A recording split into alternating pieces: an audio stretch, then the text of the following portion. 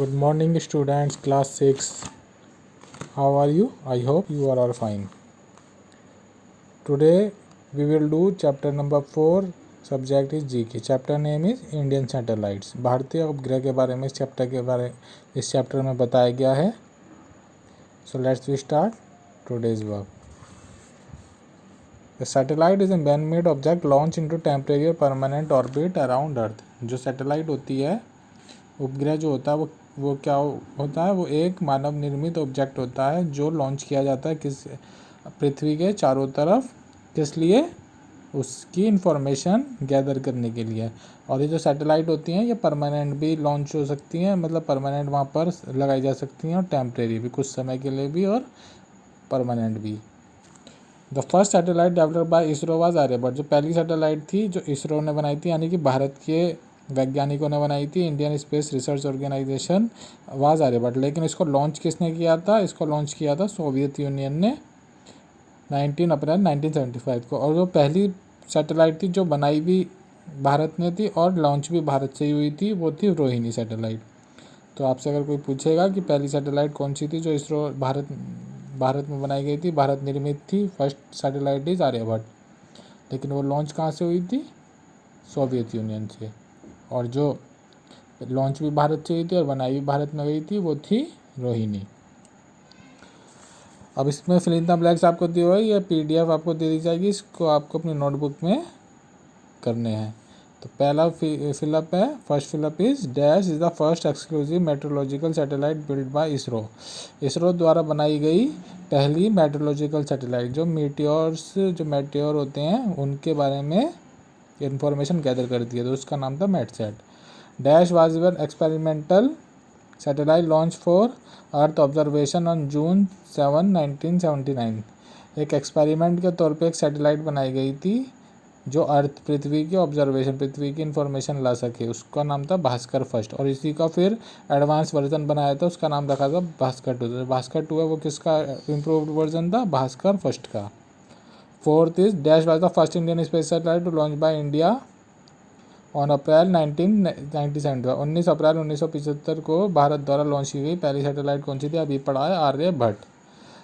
Fifth dash was the India's biggest advance multipurpose satellite weighing 2.958 kg launched on April 10, 2003. 10 अप्रैल 2003 को भारत के द्वारा launch की गई सबसे भारी मल्टीपर्पज सैटेलाइट. मल्टीपर्पज मतलब वो बहुत सारे कार्य कर सकती थी, और उसका वजन था लगभग 3 किलो. उसका नाम था इनसैट 3A.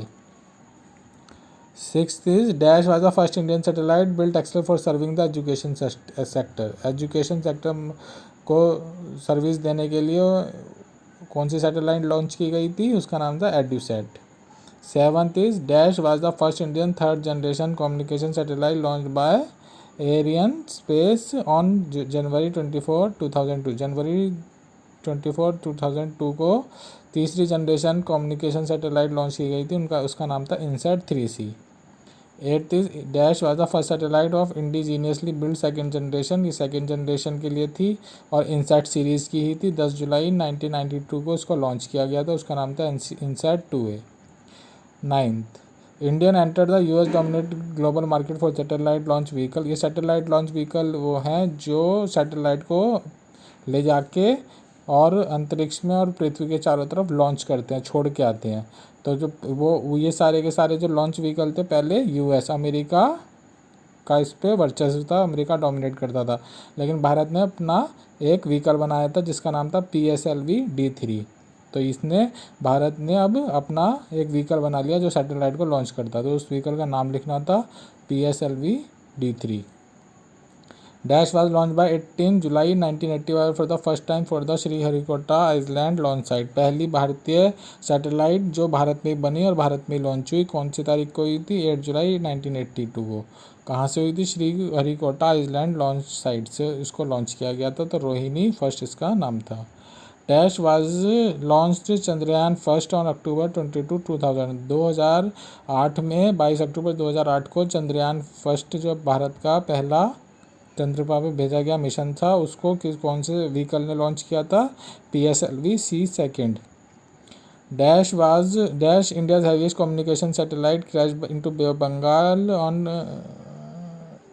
जुलाई 10, 2006। 10 जुलाई 2006 को भारत की एक सैटेलाइट थी जो